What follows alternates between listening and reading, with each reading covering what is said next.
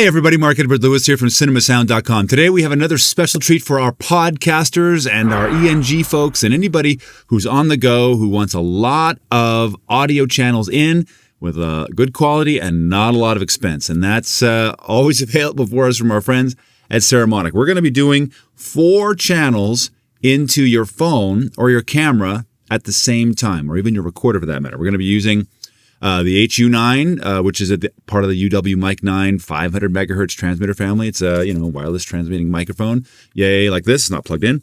We're going to be using, what have I got here? Oh yes, we're going to be using the Blink 500 system, 2 transmitters into 1 receiver at the same time with one of these cables here. We're going to be doing the UW Mic 9 receiver from the HU9, which I said before. And lastly but not leastly, we're going to be using the CA Mixer, which is one of the, I think, most underrated things. The smart mixer Saramonic makes is also almost identical. Let's check it out. So having a stick mic and 2 transmitters gives us 3 channels. And some of you are like, well, wait a minute. You said 4. Well, that's a little surprise in a second. But the easiest way to connect the HU9 into the CA mixer is obviously this is wireless. And then what I'm going to be using is the TRS cable that to XLR that comes with all the UW Mic 9s. I'll screw it in here like so. And then this is going to actually plug into the mini XLR to XLR cable input on the CA mixer that comes with the CA mixer.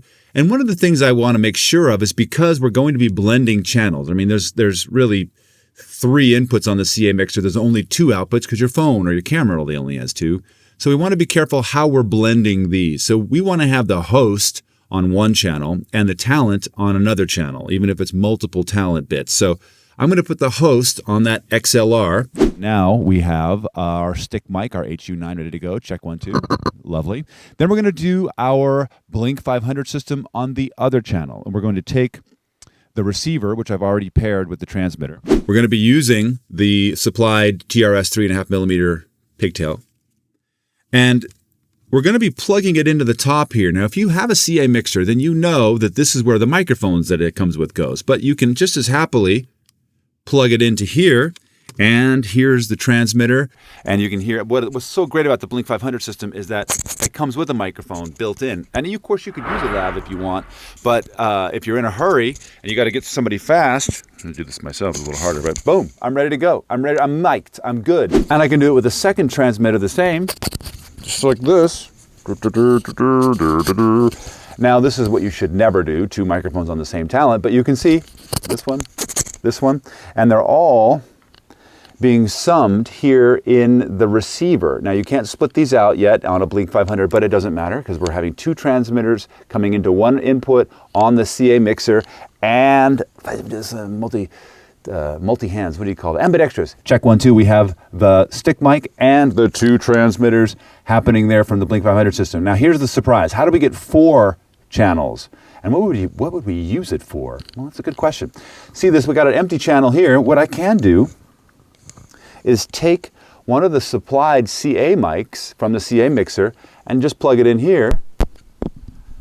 And now I have an ambient mic as well. So I can be talking into this and I can have it turned up here enough where I can get ambience if I'm at an event and I want people yelling or walking by or gunshots or whatever is going on in your ENG life or your podcast life.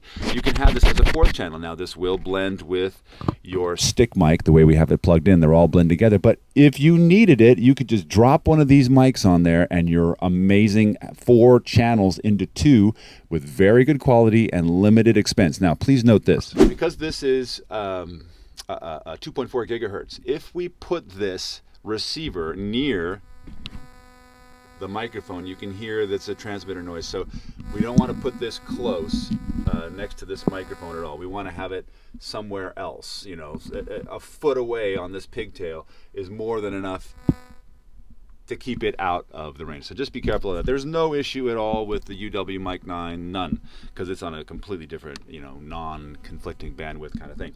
So hopefully this has been valuable to you, and if so, please subscribe to us here at CinemaSound, and come visit us at CinemaSound.com, where we have hundreds, if not thousands, of articles and videos to help you get that unfair competitive advantage in the multimedia marketplace. We look forward to seeing you there, and until then, we'll see you on set.